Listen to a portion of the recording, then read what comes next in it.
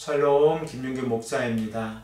오늘 이 시간에는 신명기 7장 5절에서 6절의 말씀을 근거해서 선택받은 백성들의 거룩한 삶이라는 제목을 가지고 함께 하나님의 말씀을 생각해 보겠습니다. 연일 더운 날씨 가운데에서도 하나님의 말씀을 가까이 하시는 성도님들을 축복합니다.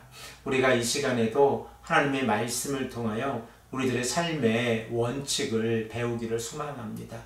모세가 이스라엘 백성들에게 가나안 땅에 들어가서 지켜야 하는 5가지 원칙을 말씀하고 있는데, 우리들은 신명기 7장 1절에서 4절의 말씀을 통하여 4가지 원칙을 먼저 생각해 보았습니다.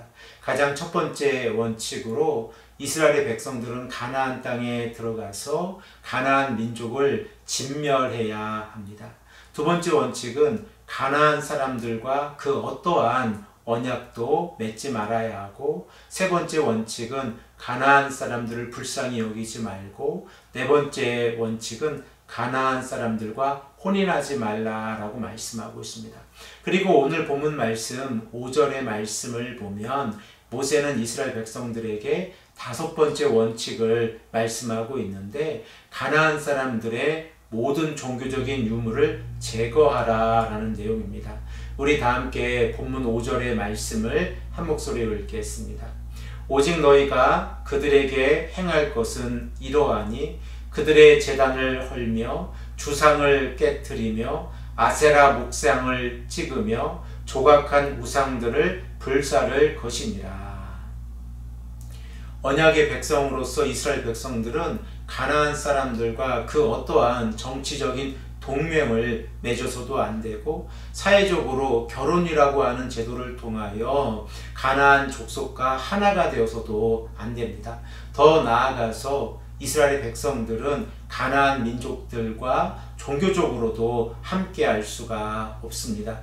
그 이유는 유일하신 하나님을 섬기고 있는 이스라엘 백성들이 우상을 섬긴다고 하면 모세가 이스라엘 백성들에게 지속적으로 강조하고 있는 것처럼 하나님을 멀리하는 삶이고, 곧 하나님께서 이스라엘 백성들에게 말씀하신 십계명을 어기는 삶이기 때문에 그렇습니다. 그러므로 오늘 본문 말씀을 보면 모세는 이스라엘 백성들에게 우상 숭배의 제단을 허물고 우상을 부수고 아세라 목상을 찍고 우상을 불살라야 한다라고 말씀하고 있습니다. 고대 근동의 사회의 문화를 우리가 잠시 생각을 해보면, 한 민족이 다른 민족을 점령하게 되어지면 그 민족이 섬기는 우상을 가져다가 자신들의 신전의 노획물로 놓는 것이 관례였습니다. 그 이유를 생각해 보면 자신들이 섬기는 신이 다른 민족의 신보다 더 강하다는 것을 보여주기 위함입니다. 그러나 하나님께서는 이스라엘 백성들에게 우상의 가증스러운 물건을 성전 안에 가지고 오지 말고 원천적으로 금해야 한다라고 말씀하고 있습니다. 하나님께서는 이것들이 부정한 것들이기 때문에 태우고 깨뜨리고 그 흔적조차 없애버려야 한다라고 말씀하고 있습니다. 특별히 본문 5절의 말씀을 우리가 생각해 보면, 제단이라고 하는 것은 우상의 제물을 드리는 장소이고, 주상은 돌기둥을 의미하는데 주로 남자의 성기를 상징하기도 했습니다.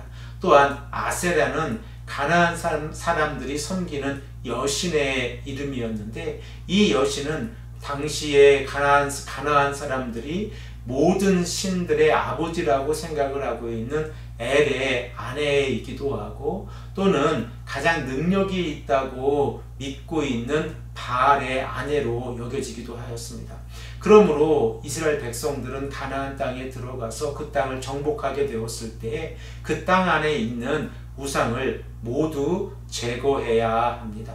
그러면 하나님께서 이렇게 강하게 이스라엘 백성들이 가나안 땅에 들어가서 그들을 진멸하고 그들과 어떠한 언약도 맺지 말고, 그리고 그들과 어떠한 관계로든 결혼으로 하나 되지 말고, 종교적으로도 그들이 섬기고 있는 우상을 파괴하라라고 말씀하시는 이유가 무엇입니까?